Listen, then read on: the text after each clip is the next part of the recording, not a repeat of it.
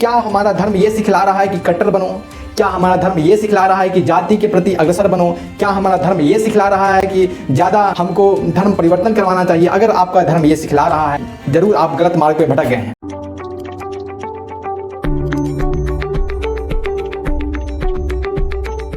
धर्म मानवीयता सिखलाती है, मानवीय कर्म हमारा, जाति दहेज कट्टरता को त्याग कर चलो बनाएं अपने अपने धर्म को न्यारा।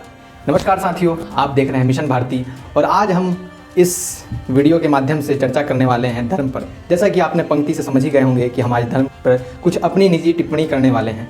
क्या आप जानते हैं कि धर्म किसे कहते हैं, संज्ञा किसे कहते हैं, सर्वनाम किसे कहते हैं? सबकी एक निश्चित परिभाषा है। उस प्रकार से क्या धर्म की परिभाषा है? हाँ, बिल्कुल है।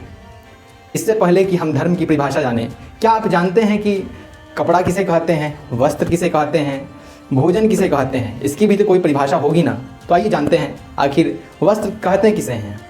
अर्थात ऐसे वस्तु, ऐसा वस्त्र, ऐसा कपड़ा जिससे हमारा शरीर पूर्णतः ढक जाए तथा जो सम्यक रूप से ग्रहण करने योग्य हो, जो पहनने योग्य हो, उसे ही हम कपड़ा कहते हैं, उसे ही वस्त्र कहते हैं। ठीक उसी प्रकार भोजन किसे कहते हैं?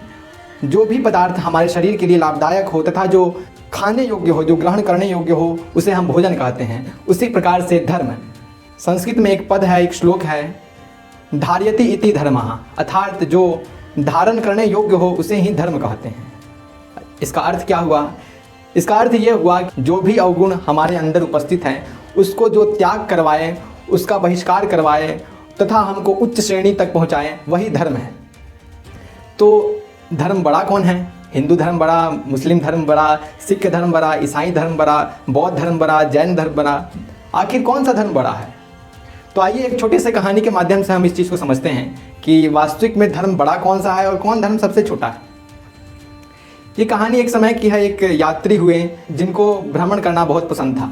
वो एक राज्य से दूसरे राज्य तक जाते थे तथा वो जब एक राज्य में गए तो दूसरे राज्य तक जाने का रास्ता समुद्र मार्ग था। सागर के पार करने के बाद ही वह दूसरे राज्य में प्रवेश कर पाते हैं। जब वह बंदरगाह पे पहुँचे तो उन्होंने एक सज्जन नाविक से उन्होंने एक प्रश्न किया कि मान्यवर, इसमें से कौन सी नाव है जो मुझे सागर पार करवा सकती है? तो उस नाविक ने बड़ा ही सुंदर उत्तर दिया कि महोदय, आप किसी भी नाव पर सवार होइए, आपको वह सागर पार करा ही देगा। अर्थात आप कितने भी महंगे नाव या कितने भी महंगे जहाज पर सवार होइए, आप जो है या कितने भी छोटे नाव पर, कितने ही सस्ते नाव पर सवार होइए, आपको वह सागर पार करा ही देगा। परंतु एक शर्त है। शर्त क्या है? शर्त यह है कि उस नाव में छेद ना हो, उस नाव में छिद्र ना हो। कहने का मतलब है कि अगर उस नाव में छेद हुआ, अगर उस नाव में छिद्र हुआ तो आप उस नाव में बैठ तो जाइएगा, लेकिन बीच मझधार में जाते जाते आप डूब जाइएगा। यही पद्धति हमारे धर्म पे भी लागू होती है। जितने भी धर्म हैं सब एक नाव समान हैं और इस संसार रूपी सागर से हमको पार करा सकती है। परंतु हमको ध्यान इस बात का रखना है कि उस धर्म में कोई कुरीति है तो उसको समाप्त करें। अगर कोई उस नौका में छेद है, उस छिद्र है, तो उसको हम समाप्त करके पूर्णतः उसको अच्छा बना के तब उस नाव से हम सागर पार करें। ठीक वही पद्धति हमारे धर्म पे भी लागू होती है। अगर हमारा धर्म में कोई कुरीति उत्पन्न हो गई है, कोई ऐसी विडंबनाएं उत्पन्न हो गई है जिससे हमारा समाज कट्टरता की ओर अग्रसर हो रहा है या जिससे किसी वर्ग का शोषण हो रहा है, तो हमारा परम कर्तव्य ये है, पहले अपने अपने धर्म के अंदर इस कुरीति को समाप्त करें तथा उसे फिर से पहले की भांति उज्जवल बनाएं। जिस प्रकार से कोई हम वस्त्र पहने हैं, इस पे दाग लग जाए, यह मलिन हो जाता है, तो हम क्या करते हैं? इसको धो देते हैं, इसको बढ़िया से धो देते हैं तथा इसको सुखा देते हैं। तो इस क्या हो जाता है? यह फिर से निर्मल हो जाता है, फिर से स्वच्छ होता है। उसी प्रकार से हमारा धर्म भी है। समय समय पर कई कुरीतियाँ उत्पन्न हो गई है, जैसे जात की, दहेज की, लड़कियों की शिक्षा ना देने पर, ये अनेक प्रकार की कुरीतियाँ लगभग सभी धर्मों में उत्पन्न हुई हैं। तथा जो भी धर्म आप मान रहे हैं, आपका यह परम कर्तव्य है कि उस धर्म को सुसज्जित बनाएं, उसको स्वच्छ बनाएं तथा उस कुरीति को त्यागें। मुझे लगता है कि आप मेरी बात से सहमत होंगे।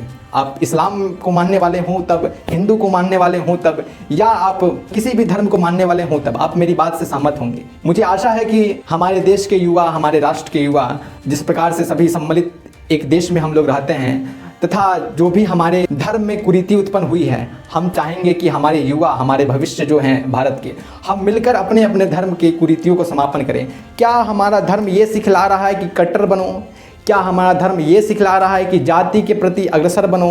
क्या हमारा धर्म ये सिखला रहा है कि ज़्यादा हमको धर्म परिवर्तन करवाना चाहिए? अगर आपका धर्म ये सिखला रहा है तो ज़रूर आप गलत मार्ग पे भटक गए हैं, तथा आपका परम कर्तव्य होना चाहिए कि हम इस पद्धति को तोड़ें, इस गलत अवधारणा को छोड़कर हम जो भी इस धर्म के संस्थापक हुए, जिन्होंने प्रथम बार इस पद्धति को लाएं तथा उन्होंने मानव कल्याण के लिए जो भी कार्य किए उसको हम अग्रसर करें। मुझे आशा है आप मेरी इस प्रयास से प्रसन्न होंगे, तथा मैं चाहता हूँ कि अगर आप सहमत हैं क्या मैंने यह बात सही कही, तो आप अपना उत्तर कमेंट बॉक्स में देना ना भूलें। आप अपना उत्तर कमेंट बॉक्स में अवश्य दें। मुझे आपकी कमेंट की प्रतीक्षा रहेगी। बहुत बहुत धन्यवाद। आपने बहुत धैर्य से सुना, बड़े गौर से सुना। धन्यवाद।